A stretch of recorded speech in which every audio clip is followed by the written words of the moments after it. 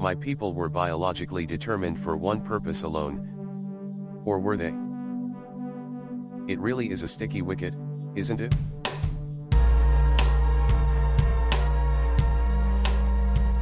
Hello, and welcome to A Discovery Home Companion. We are gonna be your companions to talk about Discovery today at home, where I'm at. But still workshopping that. You're hitting all the notes you need to. Keep workshopping it. Yeah. Oh, I don't. Yeah. I like it. All right. Yeah, I feel creepy telling people I'm their companion. It feels a little forward. What if you're just like a companion in a Doctor Who kind of way? Yeah, there you go. You're what's her name? Even that's a very personal relationship as well. Well, it is. Yeah. It's true. And apparently, not everybody likes me that much. So, You are shockingly polarizing. yeah, right. I mean, I don't know what I'm talking about Star Trek, which that really burns. Boy, yeah, that one hurts, huh? I can imagine how that would bother people. Well, to be fair, I believe part of that was at least directed at Sean and I. I don't know. I mean, it felt like it was sort of directed at Wade, too. It did feel like Wade was being lumped in with us. Well, there's only so much we can do. I mean, I'm used to James being the heel, of, right? But I'm okay with if people like, look, we're here, we're gonna talk about Star Trek Discovery, an episode that, well, cards out on the table I really liked. Yeah, I think we're gonna do the same thing that review complained about. We're gonna really like this episode and then tear a lot of things down about it. Yeah. Well, I feel like that shouldn't necessarily be surprising. And it's all done in love. Exactly. Well, the main thing is, I don't actually. You want to know the secret? I don't actually care about Star Trek. Except I do care about Star Trek, but I mean, like, if I got something wrong about the original series Spock, which right. Who gives? Right, this is entertainment. Yeah. Who gives a shit? If I may update where I'm at Star Trek-wise, so I mentioned last episode I finished watching the first season of Discovery, which I did enjoy for the most part, for its flaws.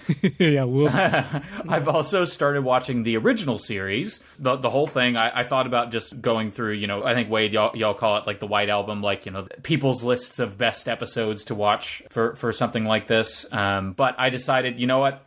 In for a penny, in for a pound, I'm going to watch the entire thing start to finish.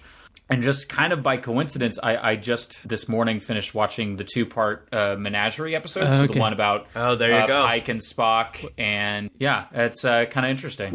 Wait a minute. Who the fuck are you? Sorry, not in a who do you think you are. I'm sorry, I haven't introduced you. Right, literally, who are any of us? Yeah. My name is Wade Bowen, of course. I'm that asshole who gets things wrong about Star Trek every now and then, and was not nice enough to Discovery. But also with me is I've rounded up some of the original little group that I got here. Some friends of mine from all over the country now. My close friends and loved ones, No Feelings presents Sean Parada and Glen Hall, their usual suspects. Hey. And then also we got back Benny Schechtner. Hey, happy to be here. Woo! Yes. So now we got that out of the way. Yeah, we're here to talk about Star Trek Discovery again. Glenn, since I'm not an expert and none of these other guys that I brought on know shit about Star Trek, Glenn's now my new guy that knows something about Star Trek since he started watching the original series. I'm like your TA. Or your apprentice, I guess, in this case. We can think of it in that way. Will I surpass you? Maybe. I don't know. Maybe. Well, I hate to tell you, but I have also come in armed with information. Great. God, I'm such an asshole. What? How dare you, sir? So this was season 2, episode 6 of Star Trek Discovery. Am I wrong? No, you're not. That's right. You're not wrong. Well, I went and I watched season 2, episode 6 of Star Trek, the original series, Star Trek, The Next Generation. Come on. And Star Trek, Deep Space Nine. Wow. Did you actually do that? Yeah, I did it. Oh, you're encroaching on other podcasts that I'm aware of. I know, and I got shit to say about it. This is very exciting. Not even mine, just other ones that watch an episode of every one. And right? Yeah. So, Benny, is that Mud's Women from TOS that you watched? Mud's Women. That's the 6th episode of the... Oh, sorry, of season 2. Sorry, I was going at season 1. Glenn, never mind. come on! No, I have all the names of the episodes. Tell me about it. Okay, so I have some notes here. I can run through this real quick. Yeah. Original series episode was called The Doomsday Machine. Correct. I was not looking forward to watching this. I thought it was going to be super boring. Could not have been more wrong. It was phenomenal. I loved it. That's a great one. I loved every character. It was so good. Loved every character. Twists and turns all over the place. I mean, I wrote down some quotes. There's something like, it's so stoic that sometimes they'll say shit. It's like so brutal that it's funny. Like a guy dies like very dramatically and Kirk says, "It's a shame he died for nothing." I've noticed that in just the TOS episodes I've watched so far, there is something very, like, callous about how Kirk treats, like, very serious situations, like, sometimes. This is in the 60s, so a lot of these performers and writers had been in fucking war. Oh. Yeah. I didn't even think about it in those terms. James Doohan, Scotty especially, like, killed fucking Nazis and had some of his fingers blown off. Wow. Yeah. I'm sorry, I don't know exactly what fingers he got blown off or whatever. It's because I'm a And bad... do you know the names of those Nazis? Yeah, Klaus. Okay, Klaus. Yeah, sure. I'm sure he killed one or two named Klaus. Yeah. But go on. What else did you watch? Well, also, just Leonard Nimoy pronounces the word censor. He says censor. And it drove me insane. He does say it that way. I noticed that, too. And another great quote, Vulcans don't bluff. I thought that was amazing. Amazing. And for some reason, it was just incredible. I really loved it. Okay, Next Generation. I actually wrote down some time codes. Okay, so at 13:12, I wrote, this is at like 2 a.m. I wrote, "I hate this." Yeah. At 18:26, I wrote, "Is this almost over?" And there's a couple stupid quotes I wrote down. I thought I hated it so much. What was the episode? So this was the Schizoid Man. The Schizoid Man, offensive title. Ooh, yeah, yikes. I don't love that. First 2 seasons of TNG are pretty rough. Oh my god, it was horrible. I actually had heard that season 2 of TNG is kind of where the show hit its stride. Is that not the consensus? Nope. That is... I'm not an expert, but you're wrong. Oh, no. I just had thought I had heard that was the case, but no, I mean, it's like season 3 or so that Rick Berman comes on. There's a lot of behind-the-scenes drama with Gene Roddenberry and his... Yeah, but we won't go into it. Somebody was wrong. As we've learned, is a hallmark of Star Trek. Right. Go back and listen to like one of the early episodes of The Rules of Acquisition where we talked about Chaos on the Bridge. Brag. Yeah. And that's all I'll say about that. Go on, Benny. This was my favorite quote from the episode. This is like somebody's memorial. "Just look at that face. The face of a thinker, a warrior, a man for all seasons." Oh. Yeah. Also at some point in the episode, a guy says, "Women aren't people, they're women." Yikes. Yeah. And then 24:43, I wrote, "I need this to end." And then the rest, I literally wrote, "I hate this, I hate this, I hate this." Wow. So I hated it. Amazing. Yep. Deep Space Nine, the episode was called Melora. Oof. Oh, boy. I only wrote one note. That's the one where Dr. Bashir Falls in love with uses his pickup artistry on a woman in a wheelchair. Oh. Yeah, that guy seems like a real fucking creep. Oh, boy. Yep. He kind of is, especially. Yeah. I've got a whole podcast. He just about seems super horny. Yeah, Yeah. I'm gonna find that episode. The only note I wrote down was worst theme song. Yes, Oh. that's another thing I agree with. The theme song for Deep Space Nine sucks. Sorry, It's terrible. That's a controversial take on Deep Space Nine podcastum, but it's boring. When I looked it up, apparently the theme song won an Emmy. Yikes. Yeah, Really? Yeah. That even if it was good, that'd be kind of weird. yeah, that's Goldsmith. So anyway, I would say, in summation, I mean, I like Deep Space Nine a lot more than Next Generation.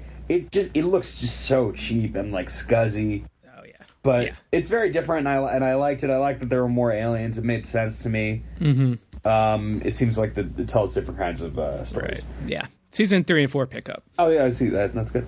All in all, my observation from watching these 3 Star Treks, I also wanted to do, but I didn't have time, season 2, episode 6 of the Orville. But And you just forgot all about Voyager, which is fine. yeah, I wanted to do a Orville. Or Enterprise. Or Enterprise, yeah, I was going to say there's plenty. Yeah. The animated series? to be fair, so have I I. thought about it. Yeah. So, for anyone curious, Voyager's season 2, episode 6 is called Twisted, and for Enterprise is called Marauders, and for the animated series, it is the last episode of the series, actually, the Counterclock Incident. Oh, my favorite. I wish I had gotten that one. Yeah. Oh, that one. Okay. All right. So anyway, my observation about Star Trek in context with Discovery is it seems to me like there's a lot of stuff that Discovery gets right. It seems like the values of Star Trek have stayed more, like, pretty much the same through the whole thing. But it seems like over time, the characters have gotten whinier and whinier and whinier. That's an interesting take on it. I hate it so much. Original series is totally where it's at. They are space professionals. That is what they are. They don't let anything get in the way. It's just like good, kind of pulpy science fiction storytelling. Sure. And again, this is based on really a small fraction of all Star Trek. Well, yeah, I mean... Then once they start introducing, like, you know, personal lives or other sorts of motivations, I lose interest. Because also, that episode of the original, it was a good piece of character-driven storytelling where no one is acting like that, you know? Yeah. So I'll bet you never would have guessed you'd missed the old school masculinity of fucking like shitty asshole Bill Shatner, huh? You know, Sean, I accept that as personal criticism, but I stand by it. No, I think it's fascinating. Yeah, this is, like, super interesting, the idea of watching... But the whiny characters are not, like I hated Data so much. Yeah. Oh, yeah. I hated Data, I hated Dr. Bashir, I hated the Melora from that episode. Sure. I didn't hate anyone in the original series. I loved every character. Who's the do we have a whiner on Discovery? Yes, everyone is a whiner. Well, all right. Yeah. Right. I guess it's hard to pick one because they all come across as whiny. Tyler at the moment is kind of a whiner. Yeah. Tyler perplexes me a bit. Right, so we've had this preamble where we've talked about other Star Trek, so maybe it is a good point to transition into what this podcast is all about. Well, just my one conclusion note is that watching all of those other ones made me like Discovery less. Oh, Interesting. Oh, very interesting. that's, you know, having watched all of Deep Space Nine and then last season of Discovery that, you know, we apparently got flack for, I guess I would have to agree with you because I didn't like season 1 that much. Right. But then moving on to this episode called The Sound of Thunder, not A Sound of Thunder, unfortunately, like the Ray Bradbury short story that I just looked up. But it's The Sound of Thunder. I will say that I very much liked this episode. Yeah, me too. Yeah, me too. Yeah. It's cool. Suck it, haters. Oh, wait, that's me. Can I'm not, look, I don't want to, we'll do our thing, we'll do whatever. Can I just shout words, just like 4 words for a second? Let's hear it. All right. Spock's the angel, right? Or Burnham is, because cut to the end, that angel suit has womanly hips. Really? Oh, well, Yeah. Here's my official prediction. I think it's Tyler. I think Tyler was so pointedly skeptical about the whole thing when he was talking with Pike. I thought that they were trying to, you know, kind of do a reverse red herring where they're like, it can't be him. He's so skeptical about it.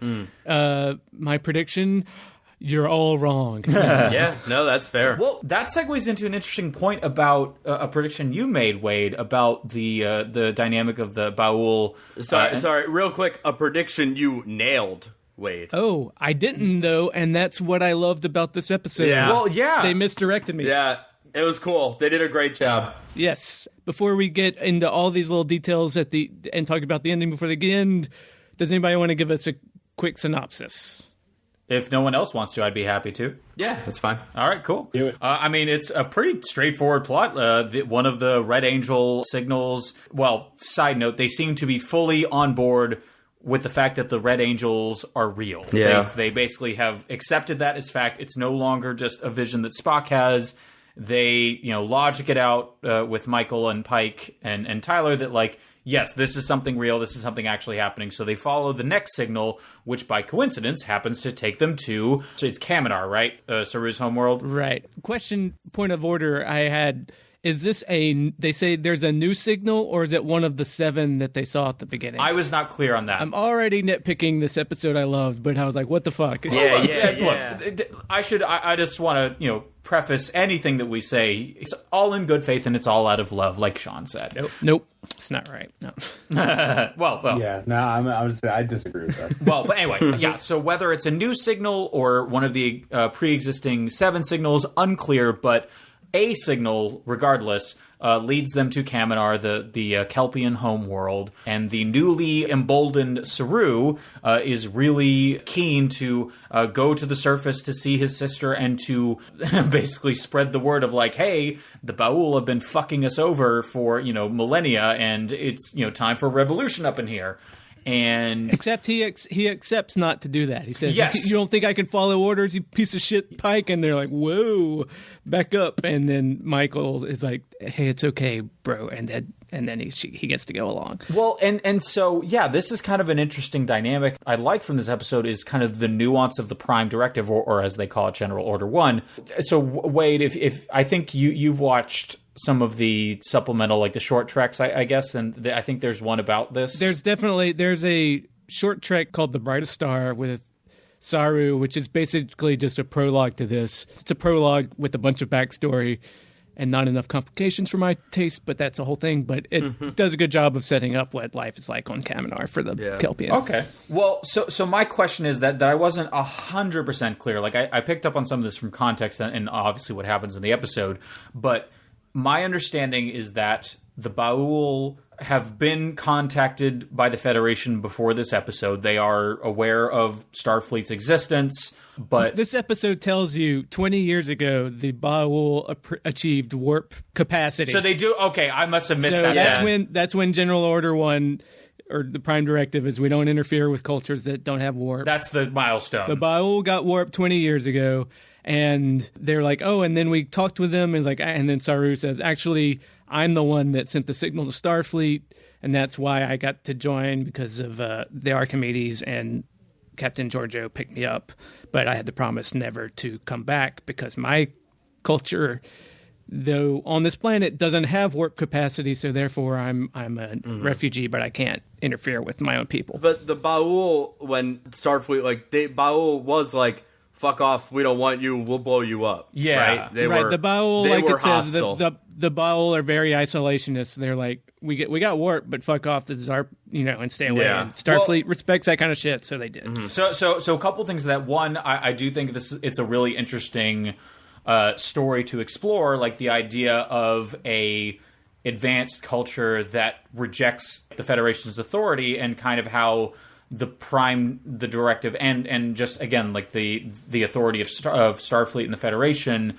plays with, again, like you said, an isolationist culture, and we've seen it with the Klingons, but they're already like a spread out empire. So I don't know, there's something interesting to me about just a single planet basically telling this giant vast organization to fuck off, and it kind of sets them up as really interesting villains.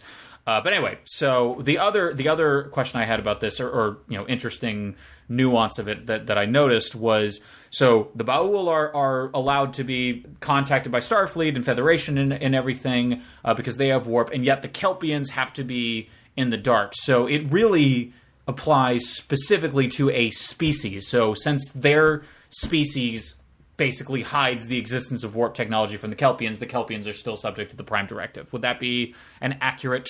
Yeah. Okay. That's exactly what it is. All right. Well, I'm glad I figured it out then. Anyway, so that's the dynamic at hand. The Kelpians are in the dark. The Baul are not. Yeah. And so they go to investigate the signal. Saru reunites with his sister, who they knew he had disappeared. I think at one point she says, like, I hoped you were gone forever, just like for your own good, and like you had left this life. We learn a lot about Kelpian culture. One, that the priests of Kelpian villages are essentially the middlemen between them and the Baul. Yep.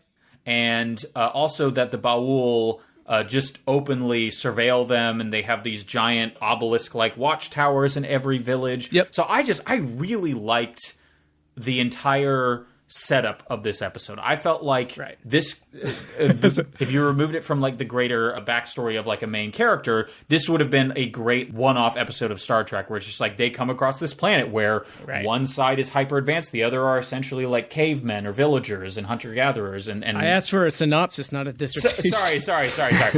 I'll move on. We'll get into that.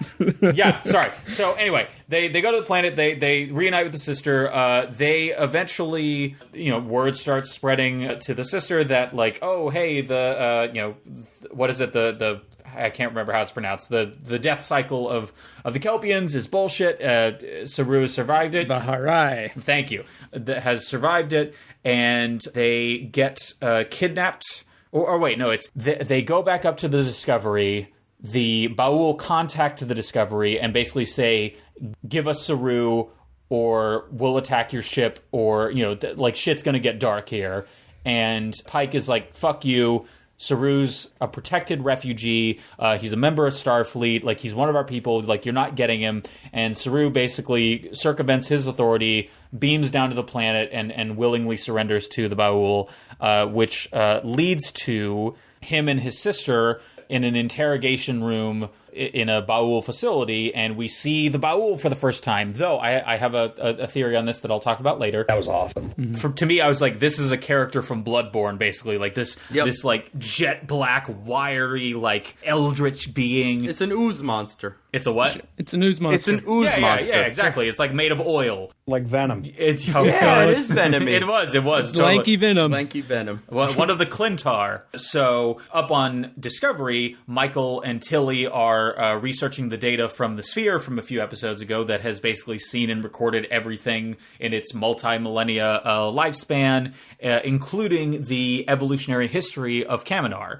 And they basically see that at one point the Baul were nearly run into extinction by the, I guess, ascended Kelpians, for lack of a better word. But they survived that and basically pushed back and enslaved the Kelpians and implemented this entire system of like, hey, when Vaharai starts to happen, we got to do the culling, the Edward culling.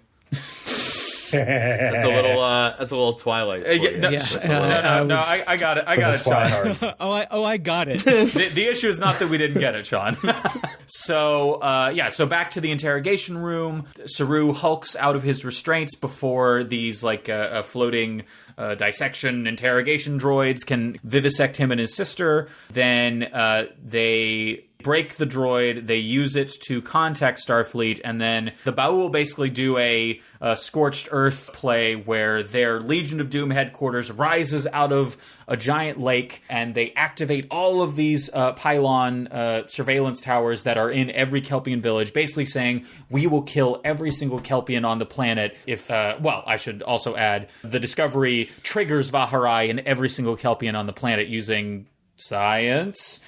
So the Baul basically like, we'll destroy everything, and Pike is trying to get phasers and photon torpedoes locked on every single pylon, and it's not going to work, and it's this very tense moment, and then all of a sudden the Angel appears and saves the day, and Saru with an EMP? Yeah. It appears the Angel just has an EMP? A huge EMP. Yes. I'm on board. It's just interesting. Yeah. Yes, so an EMP that the people on Discovery describe as essentially scientifically impossible. Future. And Saru gets a good look at the Angel, and as do we. Yeah, because we've established in previous episodes that Saru has super eyesight, better than the sensors on the ship. He's like a mantis shrimp. He can see like multiple spectra. Yeah. So fast forward a little bit. Please do.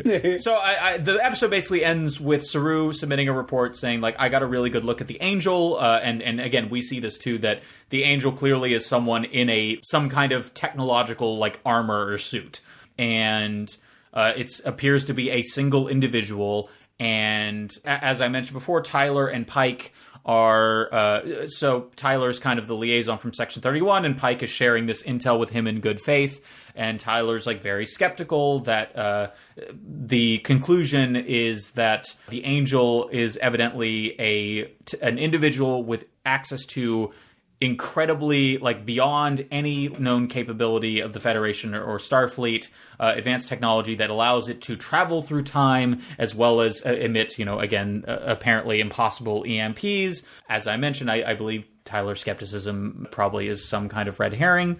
And unless I'm forgetting something, that's pretty much where the episode ends with... All right. There's no way you're forgetting something. No, I think you're... Fuck you. You know what? You guys asked for a synopsis. I gave you a goddamn synopsis. I feel like I just watched it again. Yeah. Like, we're going to get into the details. Yeah. Well, I won't talk for the next 10 minutes. I'm putting a timer on now. Phew. No, that was great. Thank you. Yeah. No, sorry. I'm just a jerk. Does anybody think that when Michael went into the room where Tilly and Robot Alien were looking at the planet's data, that the Robot Alien thought she was talking to her at first and then realized she was talking to Tilly and was sad? I didn't pick up... It seemed like Michael came in and she was like, "Hey, how's it going?" And the robot lady turned around and then, like saw her looking at Tilly and was like, "No, she's never talking to me. Of course she's talking to Tilly." Nobody loves Arium. Yeah, that's just, I don't know. That was just a fun little thing. I liked everything I liked about this episode. The clunky kind of verbose way of speaking that people have on this show. Yes. Yeah. But you know what works? What it works is when it's Doug Jones, because he's a fucking weirdo alien. So when he's giving his voiceover, it's a little annoying that they don't. I mean, it's Star Trek. Why don't they do captain's logs or first officer's logs or whatever? But it's fine.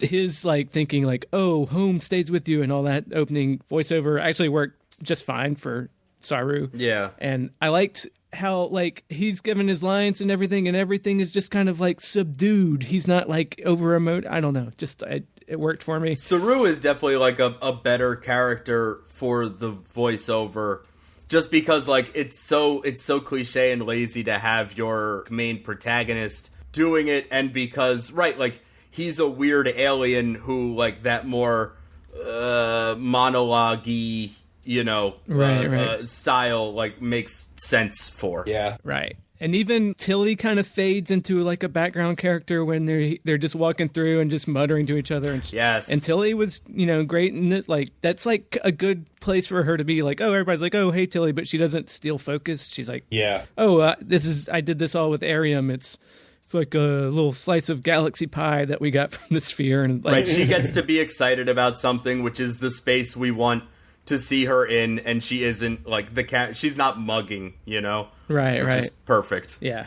Michael is great as a supporting character. Mm-hmm. Yes, boy, that is where Michael shines. Right. Like even all the Spock stuff, they talk about Spock, but there's like, we didn't get a where is Spock update. We're just like, oh yeah, Spock's lost. We don't know where he is. Right. We're just kind of... I can't believe they're still doing this. I know. Well, we did say, we watched scenes from next week, so maybe we're coming to an end. I didn't see those. But I liked in this episode where they're just like, oh, we don't know. And then it wasn't like, but how do we find them? It was just like... That's why I think he's the angel, because they didn't say where Spock is, but they did say that the angel is humanoid. Right. That's all. That's a pretty good guess. But I think that's also the guess that like they want you to guess. So that makes me think that it's too easy. Right. Or that it's exactly right. Right, yeah. Like I said, though, I did like this episode. My guess is, for once, I was saying that I think the Kelpian are like a larval form of the Baul.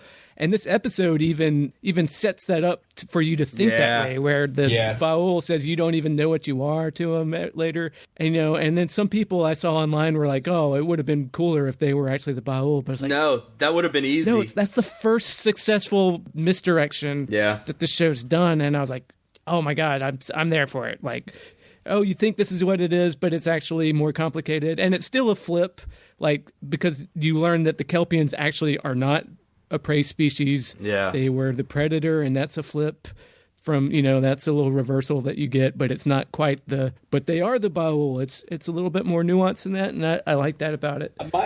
My question is Saru now like this forever? Like, has Saru's character just changed? I guess. Does he still hold on to the no fear thing? I think he has to. I think that'll be the question going forward. That's really right. It'll be interesting to see if the show deals with that again, or if he's sort of just the same as he was before until he has to punch something, Right.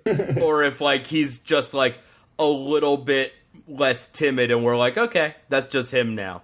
Right. And that was another thing I saw on when people were like, how the fuck are they not keeping him out of service right now? Because he's clearly like a little bit aggressive. Yeah. But, like they're trying to be nice to their space friends or whatever. Didn't take me out of it. Yeah, I think I'm happy to write off all of that stuff as like, this mission's a hashtag big fucking deal, like Right. what they're doing is very important. So like, I don't know, like they don't have time to put him in the med bay and get him checked out. Like they need to go to his planet and find out what's happening, so they need him, like Right. I'm fine with all of that. The way they could have gotten like to your question, like, is he just like that now? Like this episode, and then they sell it like he's like, no, the Baul need to learn that we're not going to just kill them when we're these post-Vaharai Kelpians. Right. So going forward, it would be interesting if they see like, wait, no, now that he turns into the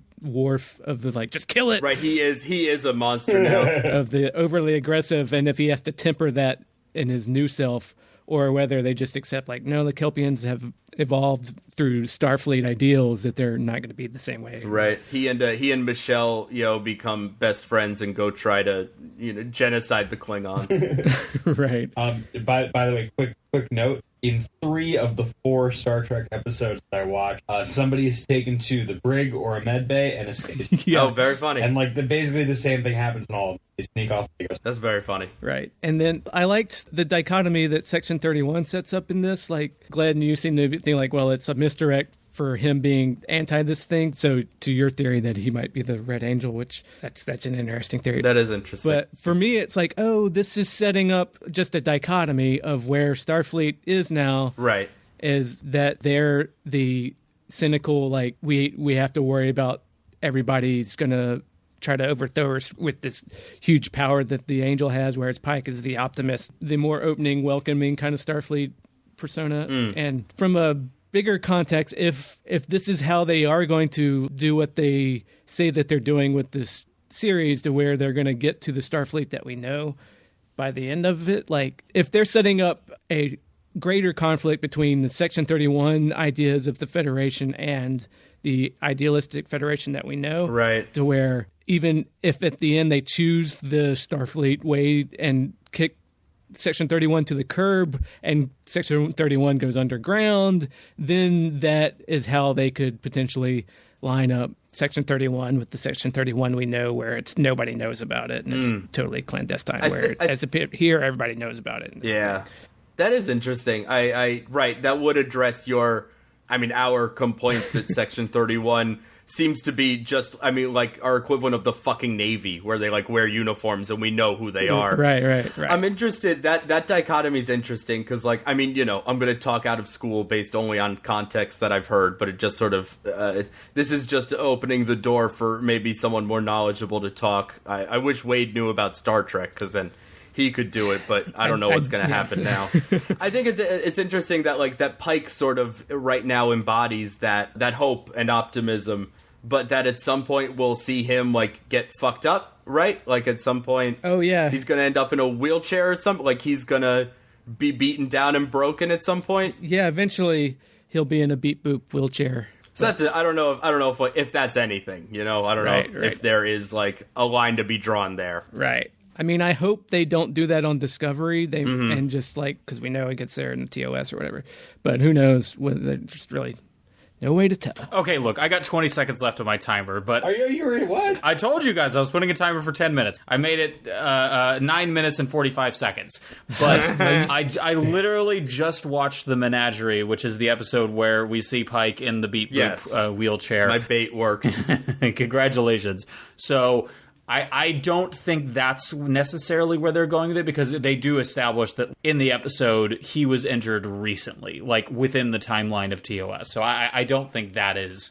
And from what I could tell, so the entire Menagerie episode is centered on what I believe is the events of the original pilot of Star Trek, which was they go to a world with these aliens that can make people... Mind-reading psychic aliens. Exactly. They like craft illusions, and they basically want to make a human zoo. Right. So yeah, I don't believe those events have happened yet either. I think this is all pre... Well, there's some disagreement whether the cage has happened yet. I have not seen the cage yet. I've only seen Menagerie. Well, that's whole, like, I don't want to talk out of turn. That's not important to talk about this episode, I don't think. Sure.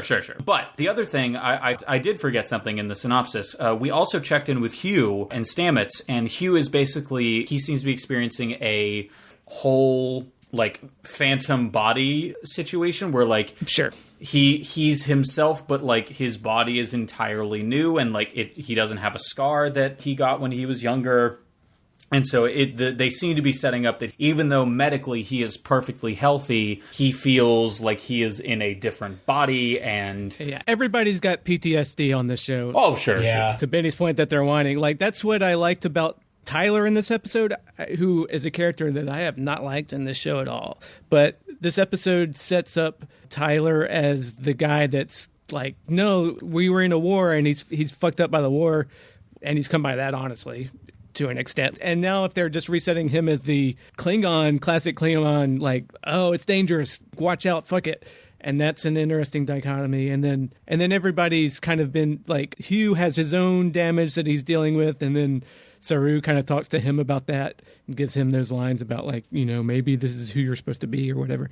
This kind of verbose language that would be annoying given from a human character, but from Doug Jones and his alienness, it works pretty well, I think. Yeah. It's all about, like, coming to term with the new you, which is a thing that Ash Tyler also, I guess, needs to do if, you know, they just, like, get over, like, just figure out what to do with this character now that he's not a Klingon, or he is a Klingon. Right. Yeah, no, I think, I don't know how long this will last, just given the kind of the serialized nature of the show, but at the moment, they seem to have set up a pretty decent status quo dynamic on the ship. So you've got Captain Pike, who's, you know, for better or for worse, your textbook Starfleet captain. You've got Saru, who's, you know, kind of the Spock stand-in, but with an interesting facet added to his character with his post-Vaharai business and at least somewhat settling things with the Ba'ul. And then you have the presence of Section 31 via Tyler. So I think that I don't quite know where all of this can go, like, by season's end, but I like the pieces they've set up here. Right. They all seem to work well enough in this episode. Yeah, nothing. There are some episodes we've watched where things feel very rushed and out of place, and it's just like, okay, we have A plot, B plot, and C plot, and, like, they aren't really interconnected at all. And in this episode, I felt like everything, even I don't want to call it a non sequitur, but it was, like, largely unrelated to the rest of the plot. The check-in with Hugh and Stamets, like, even that, it did not feel out of place. It's just like, you know, this was an important thing that happened in the last episode, and so, of course, we're going to see, even for just a few minutes, what's going on with him. Right, and they tie it into Saru's also been through some shit. And yes, that's right. Right. Yeah, I feel like that, like, in direct response to, like, the episodes they've done where we've acknowledged that, like, there's fucking too much happening. Right. That's like a nice, you know, they did a good job, like, checking in with who we need to check in on without making them a B plot that we do not have time for. Yeah. Right. Yeah. Well, I feel like a lot of the episodes kind of struggle with their structure, and this one did not at all. No. Yeah. It's a plot and check-ins, you know, like that's and fucking great. Yeah. Yeah. We've got the sibling themes we got with Saru and his sister, and then it actually worked when Saru is beaming down to the planet when he knows he shouldn't be, and Michael pulls the phaser on him, and he's like, look, that scene actually, like, oh, it's her talking about her brother, and I'm not rolling my eyes. Yeah. This is nice. Yeah, honestly, when he said that, I was like, I want to roll my eyes, but, like, it makes sense. Like, this moment works. It like legitimately ties. It's not the other Spock moments where it's like something interesting, but Spock needs to interrupt. Right. Yeah, Michael as a supporting character works pretty well in this. Yeah. Even when we've complained about, like, she's a scientist, but she doesn't, like, what the fuck is she doing with science? Like, she brings up when they're talking about the Red Angel with Section 31's POV and also Pike, she agrees, like, oh, yeah, we don't have enough data to jump to any conclusions. It's like, yes, she's even logicking right in this point. Yeah. This is good. Yeah. And the fact, oh, it's like, oh, wait a minute. Oh, she's an exoanthropologist. That's why she's a science officer, which, and there's like, oh, it just dawned on me. Oh, I know it. Oh, that just means that's the title for gets to go on all the away missions. So for Star Trek, that's a perfect, that's a perfect throwaway excuse. Oh, yeah. Xenoanthropologist. That means away mission person. So, like, okay, fine. Yeah. It's too bad that we haven't had enough of those. Right. Yeah, that's true. This is a super strong episode. Like, again, I want to specifically commend the producers and the writers and everything for crafting like what I think the Baul are like really interesting villains. I feel like not like even ignoring like visually they worked perfectly. Like this whole again bloodborne Lovecrafty oil creature. Like that was Venom. That's Venom. Yeah, I don't know Bloodborne at all, but like it's. I mean, you don't have to explain it to me. It's fine. You can envision it. Yeah, like, it's a video game. I know exactly. No, and it's all Lovecraftian and everything. Sure. You don't have to explain it. Oh no, I won't. I'm not going to. I'm not going to give you a synopsis of Bloodborne, which starts in the city of Yharnam. So like I said, yeah, I like that the way they sound. Yeah. Oh, they got that Tom Waits creepy voice, awesome. but it's like, oh, it's not Tom Waits. Yes, in some way. It's specifically Ron Perlman as the Lich on Adventure Time is what they sound like. Sure. Oh, Boy, why not?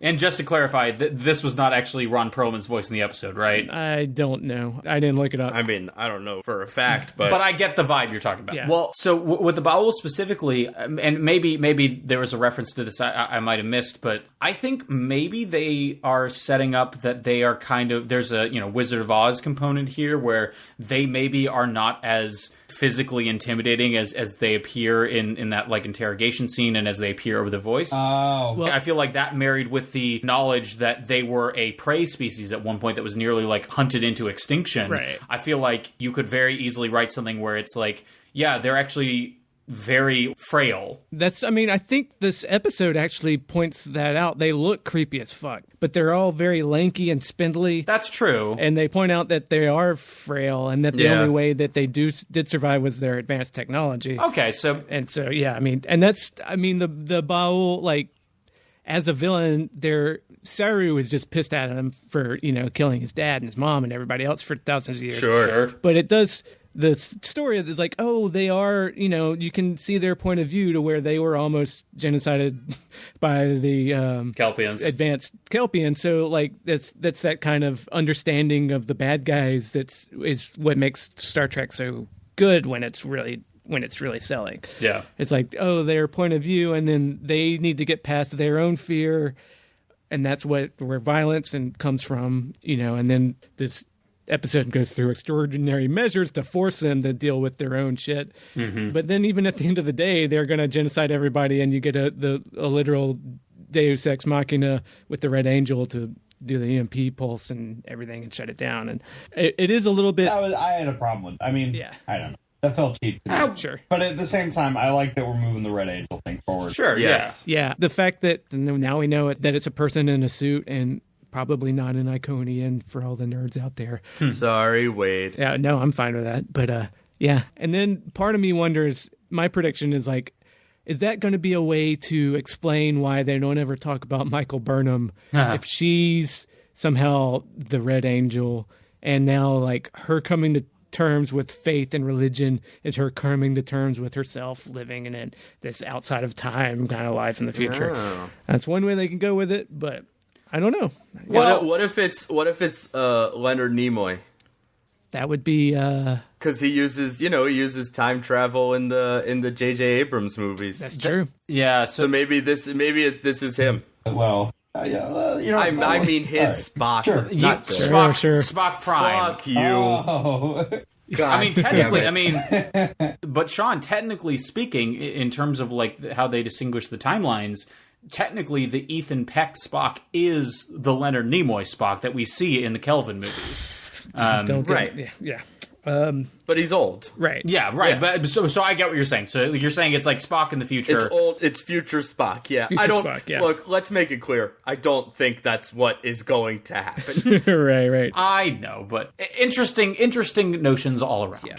Wait, are there any like other Star Trek characters it would be like from other shows? Is that how they're incorporating other Treks? Is it Worf? Right. Oh, tell you what, who it should be it should be Spock's half-brother Cybok. Okay, all right, and we're done. And I think, oh, look at that. This is so weird. I didn't think this happened, but the podcast just got canceled. Oh, shit, I didn't think that could happen. Wow. Yeah. No, I thought it was only running out of spite at this point. yeah, no, the network called. And Oh, shit. I didn't know they existed, but they told me, which was weird. But yeah, we're done. We're done. Well, I can't argue. Nope. Guess So long, everybody. If it's a network. You're a company man to the bitter end, Sean.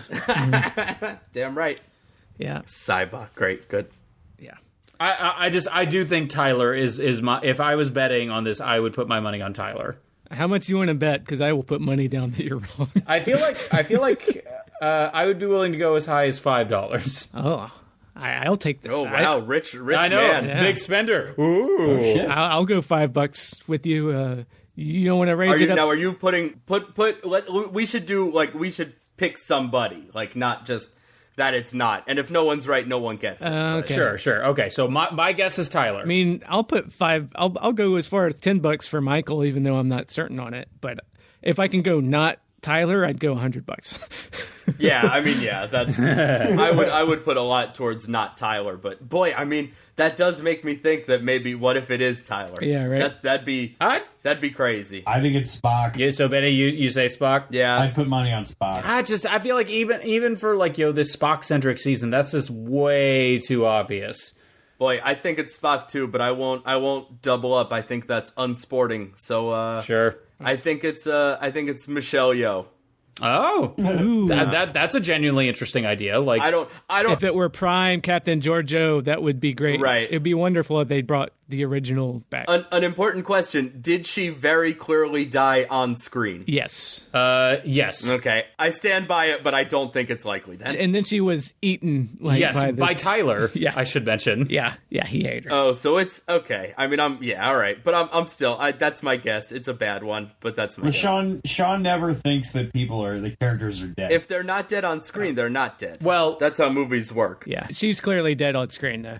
Yeah. No. I buy it. Yeah. a couple steps removed from what Harrison Ford, I am sure, contractually requested for Force Awakens, where he was not only stabbed, he was thrown down a bottomless pit, and the planet he was on exploded, and then that planet became a sun. And so it's like, yeah, make it as permanent. Right. Sean thinks that Han Solo is still alive. Yeah, I was gonna say, I want to make it clear, Han Solo is still alive. Right. Sean. To be fair, you never saw them actually eat her corpse. They just said that we did it. Yes, that is true. Oh, wait, she's still alive. Listen, this is. I mean, I know, and it is a thing that Klingons, to get into Klingon heaven, must eat the heart of somebody. That's canon. Oh, okay. I did not know that. That is. Yeah, well, that's in Deep Space Nine. Yeah, that's really gross. Listen, I gotta just real quick. I just gotta say, this is what they're gonna do now that Carrie Fisher has unfortunately passed. They're bringing Harrison Ford back for the next Star Wars. Oh, I mean, that makes sense. Do you? J.J. Abrams would 100% do do He would. But would Harrison Ford? I know Harrison Ford doesn't want to, but I think all right. Wrong fandom. this isn't what this is. I apologize. Benny, you were saying something? Can I get back to to get back to Discovery? Watching the old ones makes me realize the extent of the influence that JJ has had on this show. Yeah. This is more JJ Star Trek than like Roddenberry Star Trek as I've seen it. Oh, sure. Oh, yeah. I mean, right down. I didn't even notice there are so many freaking lens flares on this show. Oh, yes. Yeah. Yeah. It's Like JJ should not get any shit for that because this was so many lens flares. I couldn't believe it. It was crazy. It is. A Yeah. lot of spinning camera too, which annoyed me. Yeah. They can't have a stationary shot for the life of them. I mean, this isn't JJ, but it is Bad Robot, and it is Kurtzman, who did work on those movies too. Oh, there you go. Yeah, Yeah, that makes nothing. There was nothing like that really like bugged me in this episode. Like no cinematography or anything stood out to me. But you know what stood out to me was the weird composite shot of Arium, and I know what you're talking about. you know exactly where it's like they realized that they wanted to have a shot with her face, and then Saru and Tilly in the background or whatever, but they didn't get the shot when they were shooting, and then they just it's a pretty bad composite shot of Arium's close up face with them in the back with the Yeah, it was bad. yeah. I also want to ask: have we gotten any actual information about what like what she is. Like, she's an augmented human. Oh, you did mention. Okay, you mentioned that early in another episode, but not a genetic augment because that's illegal. Right. So it's not like Khan, more like Deus Ex. Yes. Another video game that I haven't played, but it's okay. You don't have to tell me. All right, fine. All right, I'm putting another timer on 10 minutes. I'll talk to you then. Oh, quick, let's wrap up. All right. Oh, look at the time. 9 minutes and we're done. So, I know that we want to get into the nitty gritty, but I just want to ask this question one more time. Is this what Star Trek fans want? Like, are people happy with? Because for me, going into this episode, I'm like, fuck Star Trek. I just want good TV, and I haven't exactly gotten that with a lot of previous Discovery. Yeah, but this episode was just, for me, this was just a good episode of television. This was this wasn't even like a good procedural. This was like with the music, like all the sounds of thunder and the wow and the voices from the Baul, like it had me like I was excited. I had a visceral response to enjoying this episode, which I haven't gotten. Yeah, me too. From like really any episode, to the extent I liked the episode like 2 ago that I said was good, that I went on to nitpick, I guess, but this one was like this is my favorite one so far. I think so. I would agree with that too, and I feel like it was a good like Star Trek-y episode. I feel like again it removed from like the serialized portions of it, like. This is a great setup. Like, they come across a planet with, like, you know, half the, like, one species is at the mercy of the other technologically advanced species. There's a lot of dynamics there. Right. It was setting up a competing philosophies of a dichotomy that could go forward through the rest of the season. Like Section 31, which I've been groaning about, like, and then this actually was setting up a good conflict that could carry on going forward, which is, like, I hope they follow through with it, because like, this is nice. If this is what Alex Kurtzman is doing with the show now that he's showrunner, I'm like, well, fuck. Okay, fine. I'll give you some props. Yeah. But this is also, I believe the screenwriters on this one were the same people that are getting the Michelle Yeoh spinoff. Oh, okay. That's promising. That's great. Oh, yeah, Bo Yeon Kim and Erica Lippold. If I'm butchering their names, but they've been pretty, in the writers' room the whole time, and I've been wanting to like their stuff, and then sometimes the episodes have been misfires for me. But this one, like, okay, they're also, from what I know of, like 2 of the biggest like Star Trek nerds on the writers' room. I mean, I'm sure everybody is, but these were people that were brought on that weren't working on other stuff before. I don't know. I'm hopeful for what they can bring going forward. Awesome. Yeah, it's like if that's like the level of talent that they're putting into like these spin-offs, then I think that's great. I think this is a great resume for someone wanting to write like a good sci-fi show. And again, removed from like the Star Trek-y stuff. Like, yeah, it was just a really enjoyable hour of TV. I gotta say, I really appreciate it. Yeah, it's and I'm actually even a little more on board with, maybe not with the Spock stuff, but like I am now more invested in the Angel stuff than I was before. Like, now that there is like some concrete, well, I guess that the characters are treating it as like something like to actually, be interested in. Right, and they've advanced the storyline and what we know about it more than just like, it's a mystery. Yeah, I guess we're going to take it on faith that it's doing the best for us. Like, well, no, we're kind of doing that because it did stop a genocide and do all that stuff, but also we know that it's a person in a suit now, probably. So that's interesting. Did you guys ever want it to be an actual angel? Well, I mean, I thought I don't. There's not much they could have done that would have been more interesting. Yeah, like to present like the Star Trek world with a real angel. I think it would have sucked, but I think it would have been like so on the nose. What does God need with a spacesuit? A starship? Yeah. Exactly. Why does God need a starship? Like a line so famous that even I've heard of it. Yeah. Right. I have always wondered when it comes to Star Trek, like I guess the Q continuum stuff is kind of the closest they've gotten to this, but like what would a story arc of Star Trek be like if they just like accepted that like in this wide universe that this the show exists in, there are cultures that have magic, like you're starting to tread closer to DS9 stories and themes again. The wormhole aliens. Okay, I'm excited to watch DS9. Wow, DS9 does some interesting stuff, doesn't it? Right. And they've also Star Trek has met the devil like on more than one occasion. Really? It's like devil. There's one in TNG where they meet like a thing in a planet that's like the Satan is trapped, and that happens more than once on TOS. I feel like don't at me at that. I'm probably wrong. They're gonna. And they meet in the animated series. I know meets Satan. Interesting. Okay. There's some pretty cool gifts of there. Well, but, I guess I'm curious for those types of episodes if it does. It seems like, again, I'm a novice, so like I don't really know, but it seems like they are, very big fans of the notion, and they've even talked about it this season, like the idea of sufficiently advanced technology being indistinguishable from magic, and that is still the most clumsy and my least favorite quote from this season. So far. Right, the altered version they come up with, that's not great. Right. But the original one is a great sci-fi concept, and But I'm kind of curious. Like, if I was writing something just from scratch, I would love the idea of an organization like the Federation eventually encountering in their universe and galaxy spanning travels like a culture that actually wields magic and kind of the conflicts that would arise in that. Right. I feel like Doctor Strange, like recent in a world of science, so you're never going to have like, well, it's just pure magic. Right. So, of course not. Yeah. There would be, and like even with the Q continuum stuff, like I think they describe it like Mixes Pitlick in like DC comics, where it's like, no, they're just like super advanced. Meeting space gods is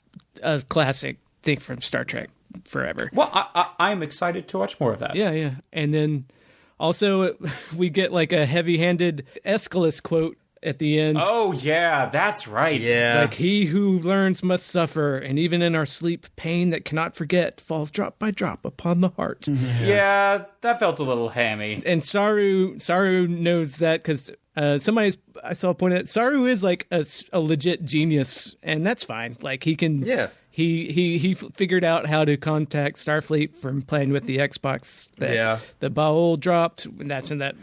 Oh my god, that was funny. I mean, and that's in the short trek. It looks exactly like an Xbox to me. That's so funny. And then I buy all that. When he was putting the little that little floating robot together, it looked like he was just mushing pieces together. Right. It didn't look like he was doing anything. It did look like nothing. Yeah. It looked like he was doing a puzzle. Well, the Aeschylus thing, I was like, wait a minute, Star Trek, you're supposed to save that for your titles, not for the episode. But, right. But it's fine or whatever.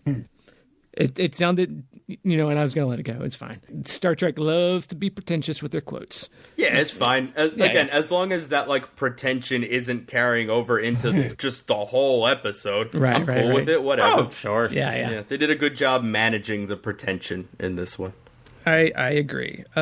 So, any final thoughts before we wrap up here? I was going to say, I'd like to see more of the Baul as like villains. I feel like they could really set them up as like a big bad for like a future season or one of the spinoffs. Like, I feel like they're... Yeah.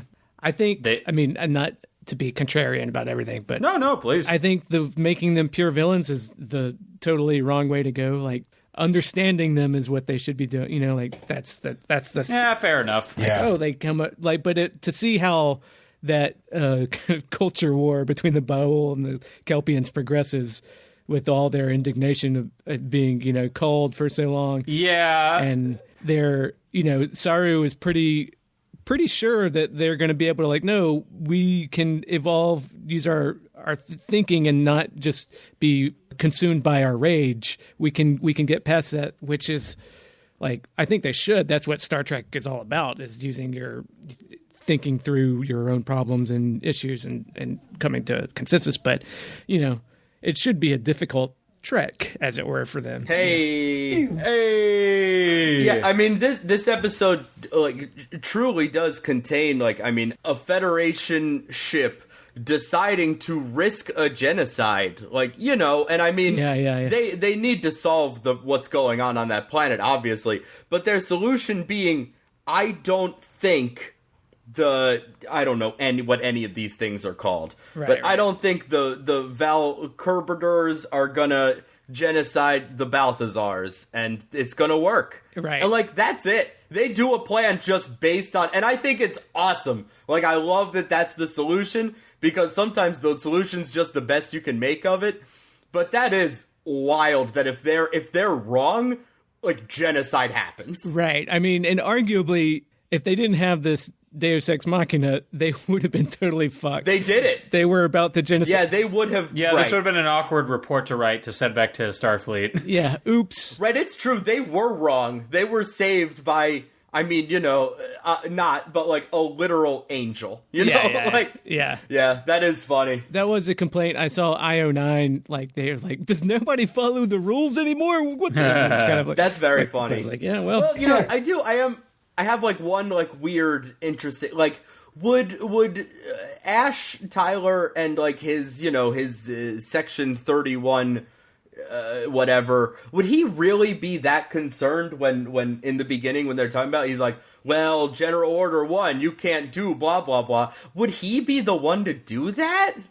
no, probably. That's a I mean, good question. Wouldn't he not give a shit? Oh, yeah, it feels like maybe that was just him using General Order 1 as Cover. his tool for to get what he All wanted. right, yeah, because I was like, really, like, you're Yeah. the one who's worried about the rules? I don't. That seems, but yeah, that does make right. He's Right. he's Yeah. covering for some. I don't know. Whatever. I loved this episode.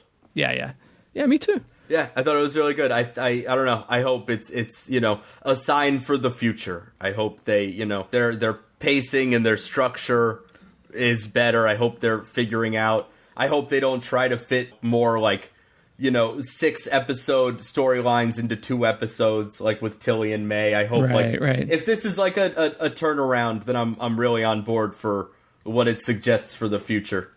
Yeah. Fingers crossed. Yeah. Benny, you got any final thoughts? well, I think that I liked the episode. I didn't like it as much as the other one that I saw with the religious people on the planet with no electricity. Mm-hmm. It was like too much action. Mm-hmm. I think ultimately my thing was having gotten a little taste of different parts of Star Trek, and I've been so fascinated with knowing like what fans think of this, because it is so different. I think it's not what I want out of Star Trek. You're a Star Trek purist over here, huh? Right? Having seen like 3 episodes of 3 different shows, yeah, I don't like this. All right. So I mean, Yeah. that's it. I don't, as Star Trek though. I think it's like fine television. Oh, yeah. Wait, it sounds like I kind of feel the same way you do. Oh yeah. Okay. Yeah. It's good TV. Yeah, I think I'm and I don't know, like maybe, you know, I've watched Glenn show me up and abandon me and come in here talking about menageries and you know, and I'm the only asshole who hasn't seen any other Trek. But I do think like I want to keep that the case, because I want to come from a pure perspective, you know, like I do think. I think that's good. Sean, I forbid you from watching any other Star Trek till this is done. Okay. Good. I wasn't gonna, and I Yeah. Keep watching the L Word. Oh man, I am watching the L Word. That's a wild show, and that's for another day. The old, or have they rebooted that yet? They are. They are, yeah. That's what brought this on. Nikki watched it because she's a lesbian. Oh, yeah. Your fiance? Yeah, my fiance. She, you know, I don't know, whatever, right? Yeah, no, I mean, hey. This is all fluid, you know. It's cool. Yeah. Oh, I get you. Yeah. But yeah, so she watched the L Word when it was on, and so now they're not even rebooting it. They're like bringing it back with. They said like a lot of the original cast. Oh, so Jennifer Grey and everything. I don't know. Old lesbian. Yeah, it's interesting. So well, okay. So for every episode of Discovery you watch, we'll also discuss an episode of the L Word that Sean has watched. Oh my god! I mean, if only, because that show is Yeah. buck wild. All right. Yeah. Hey, everybody, when I tell you, trust me that we're definitely doing that off mic. All right. I think this is a good place to wrap it up. This is I wanted to come in here and say this show fucking sucks. Blow it out your ass, Trekkers. But I really enjoyed this one. I think sometimes with this show you can say like, this show's good, blow it out your ass, Trekkers. You know, like, Yeah. Yeah. don't they kind of want this to suck on some level? Some of them are, that's a whole, fandom's a horrible place on the internet. Yeah. Yeah. I'm with them. Yeah. All right. So Anybody got any? No, I mean we're on plugs, and I know that means it's my turn. I just want to say I have confirmed Little Greek is only located in Central Florida. There are 6 locations. If you are in the Central Florida area, please go to Little Greek. It's so good. You're starting to run over your time amount that I've allotted. I'm done. I'm okay. good. That's it. All right. I'm done. All right. Central Florida. That's it. All right. Benny, Chicken Bones on the Ground at Instagram. Yeah. Please follow me on Instagram at Chicken Bones on the Ground. Even if you don't, it's a great follow. Yeah. I mean that truly. Yeah. Even if you don't like me, it's really a community. It's something a lot bigger. So even if you don't like my thoughts on Star Trek, please follow at Chicken Bones on the Ground. All right, and Glenn, we're doing QED&D this Wednesday, the 27th of February at 9 o'clock. Ooh, hey, who's the guest? Christian Finnegan. Right? Yes. Oh, that's right. So is this John Wick? This is the John Wick one. Yep. This is John Wick. Oh, it's so exciting. Yeah. Oh man. So if you're listening to this in the next few days, come do that. Otherwise, it's gone out the ether, and so we won't spend too much time talking about that wonderful show. Oh, that's in Astoria, Queens, by the way. All right. Just follow us at QEDND. Yeah. Yes. On what? Twitter. On Twitter, but And Instagram. LinkedIn. LinkedIn, yeah. Friendster, MySpace, Zynga, all that stuff. If you have thoughts about Star Trek Discovery or the podcast, you can go leave a review on iTunes. Please do. I feed off your hate. Or give us a call at 917-408-3898. Do all the stuff that all the podcast wants you to do. Does anybody have any way they want to sign us off? I like putting people on the spot. Benny? Just, original series where it's at, rock and roll. Fuck Data. Fuck fucking Data. This is wild. So, yeah, fuck Data. We get Spock next episode, and an awful say goodnight, Gracie bit that they did. Yeah. Yeah, because it's been in every fucking trailer that plays on CBS All Access when you're watching this show. Yeah. It's like, really? Are we doing like a George Burns routine now? Say goodnight, Spock. Good night, Spock. The end. I'm calling it. Peace. Peace out. I think it's the way to go. This has been a podcast. Bye. Subscribe to us on iTunes or Stitcher or Caster or Fuckcast or Podsucker. Review us on iTunes. Also grab a bit of fame for yourself by calling us at 917-408-3898 and leaving us a message. We play that shit on air. Or email us at rulesofacquisitionpodcast@gmail.com. Also, listen to our Deep Space Nine podcast Rules of Acquisition. It is pretty amazing, but you may not yet be ready for its awesome amazingness. Assess your personal awesomeness appropriately.